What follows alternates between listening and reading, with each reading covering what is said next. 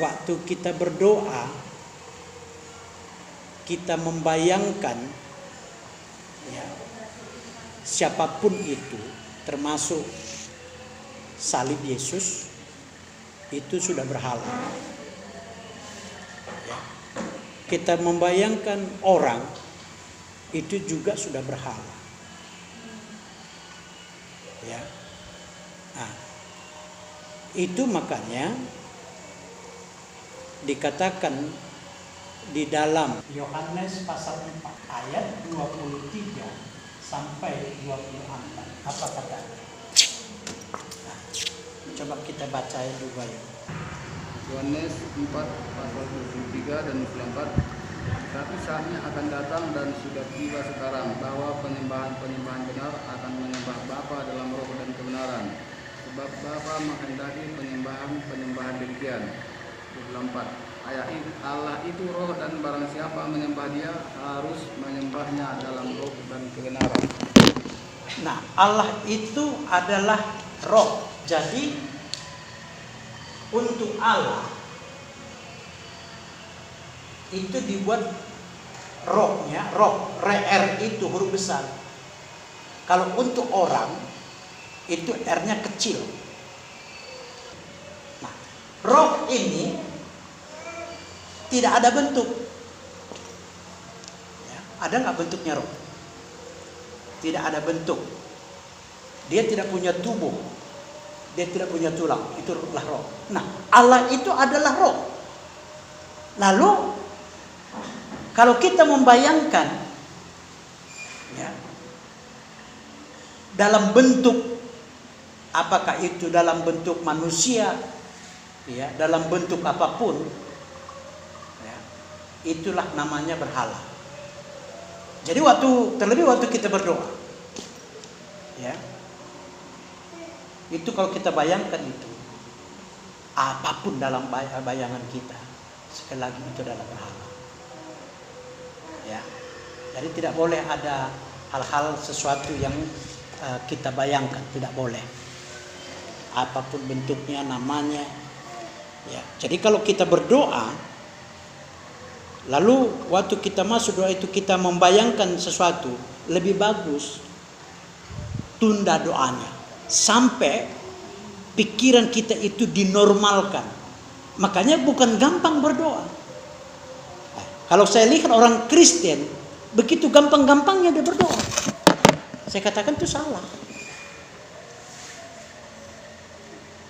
Ya, salah. Nah, oke, jadi sekali lagi Allah itu roh dan tidak bisa kita bayangkan bentuk roh itu bagaimana. Jadi lebih lanjut, mari kita buka lagi dalam Yohanes ini, ayat ini berbicara apa itu roh, ya. Apa itu roh? Seringkali kita tidak mengerti apa itu roh. Ya, sehingga kita akhirnya begitu gampang setan menyesatkan kita. Ya. Yohanes 6 ayat 63. Oke, silakan satu orang baca. Rohlah yang memberi hidup, daging sama sekali tidak berguna. Perkataan yang kukatakan kepadamu adalah roh dan hidup.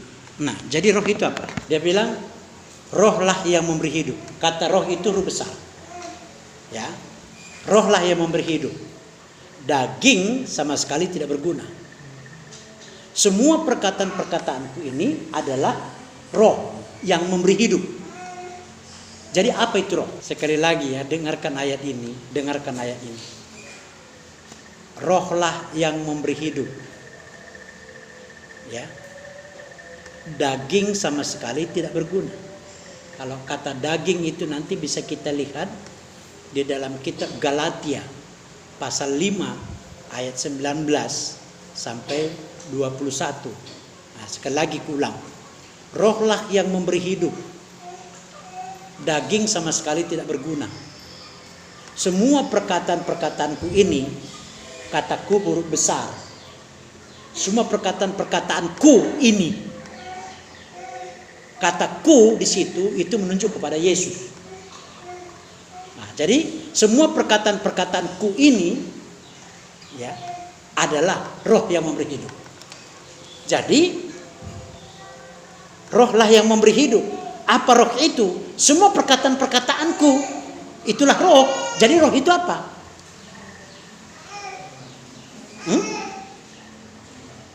Gua ada? Ya firman Tuhan, kok takut ngomonginnya. Jadi rohlah yang memberi hidup. Firman itulah yang memberi hidup. Semua perkataanku berarti firman itu adalah yang memberi hidup. Jadi kalau tidak ada firman, tidak mungkin kita hidup. Begitulah kira-kira. Ya. Nah, jadi daging sama sekali tidak berguna. Jadi apa itu roh? Ya firman Tuhan. Nah, udah jelas ya. Firman Tuhan, itulah roh.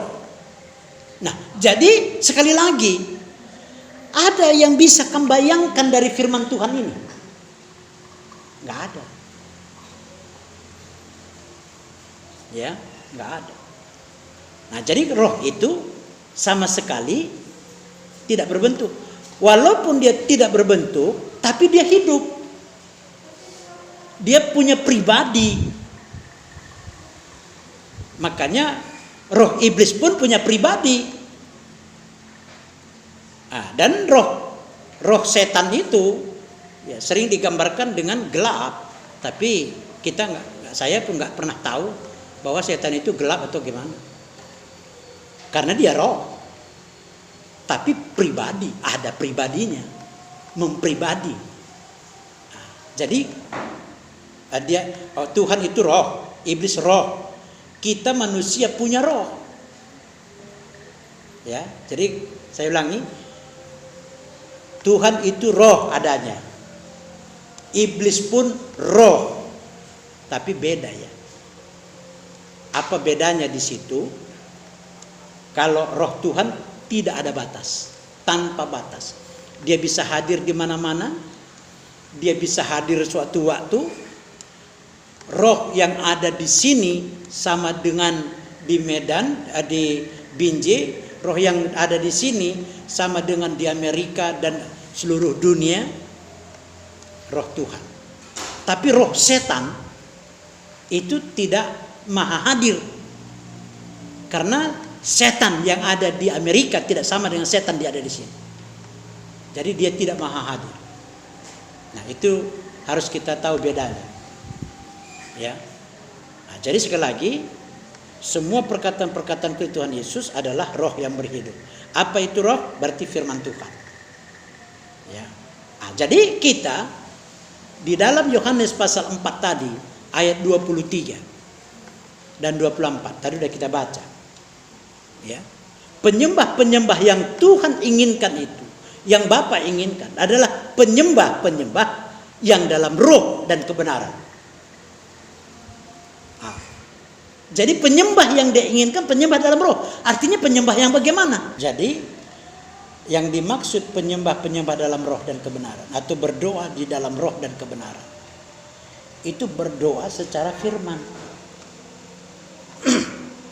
Ini aku lihat orang Kristen berdoanya selain sembarangan, ya, juga tidak berdoa dalam roh.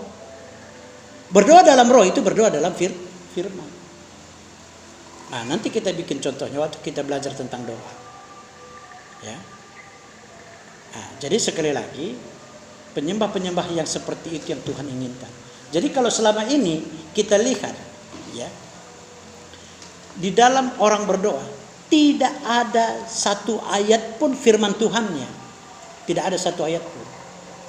Jadi kalau berdoa tanpa firman Tuhan itu sama dengan berdoa menurut akal.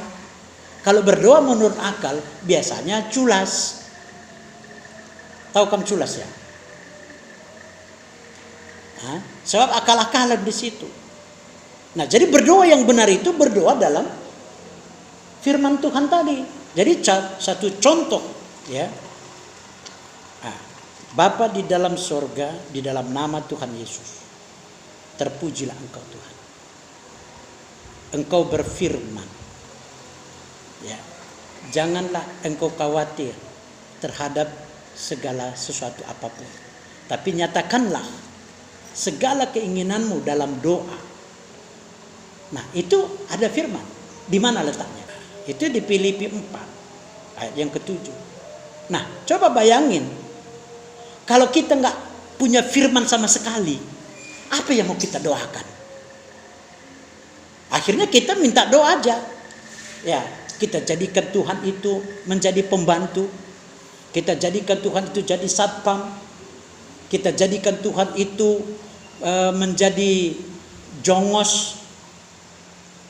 Karena apa? Tuhan, tolonglah saya. Berikan kepada saya rezeki yang banyak.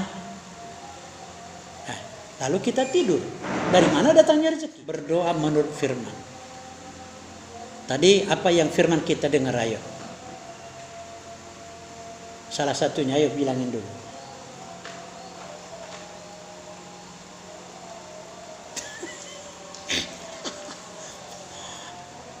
Ayo, apa yang tadi kita dengar dari firman Tuhan itu? Salah satu aja contoh ayatnya. Kuduskanlah hatimu, karena dalam hatimu banyak hal yang jahat. 1 Petrus 3:15. Boleh lah. Nah, itu Bapak baca ya.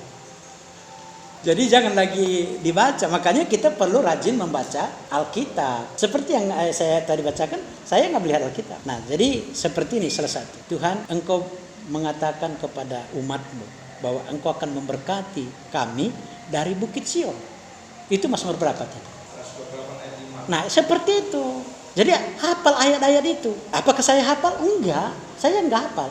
Tapi pada waktu hafal itu nanti, makanya waktu kita berdoa, renungan harian itu membaca Alkitab dulu baru berdoa. Ada orang berdoa dulu baru dia baca Alkitab. Ada yang berdoa dulu tapi tidak baca Alkitab. Wah, itu udah pasti sesat itu. Nah, yang benar baca Alkitab dulu lalu berdoa. Supaya apa? Kita berdoanya berdasarkan firman Tuhan. Berdoa yang berhasil itu adalah berdoa dalam roh dan kebenaran. Nah, itu. Jadi sekali lagi, kalau kita berdoa tidak boleh kita membayangkan apapun, tidak boleh. Oke, sampai di sini ada yang mau ditanya enggak? Jadi bayangan kita, tujuan kita apa gitu, gimana kalau masa berdoa itu? Tidak boleh membayangkan apa, membayangkan siapa. Jadi tidak boleh kita membayangkan apapun, siapapun. Ya, gimana kita membayangkan roh itu? Makanya setiap kali kita berdoa dalam firman itu. Jadi nggak boleh bayangkan apapun. Kalau mau membayangkan, kalau misalnya terbayang dia, hentikan dulu doanya. Makanya doa itu tidak gampang. Misalnya kita berdoa, kita bayangkan lomok-lomok di depan. Karena kebetulan makan. Wah, enak kalau lomok-lomok ini terpikir. Kalau sudah kita bayangkan, udah berhenti aja lah doanya itu. Nggak perlu lagi doa. Ya, oke, itu. Ada yang mau tanya lagi? Tanya aja dulu. Ya, kalau nggak ada, oke, kita masuk pada topik yang kedua.